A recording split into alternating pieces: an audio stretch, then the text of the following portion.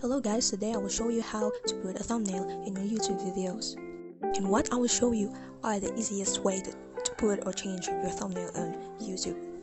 Just follow my easiest steps. In our first option, first you need to have a YouTube Studio, so you need to get the app if you don't have one. Then you just press it and then press the pencil icon which represents edit. And then here you go, just click change and find pictures or anything you like to put as your thumbnail. Second option is you just go to a browser or Google Chrome and go to your channel, then press the customize channel and then the video manager. You have to continue this new studio if you don't have the app, and just press the pencil like button. Then there you go, there's thumbnail.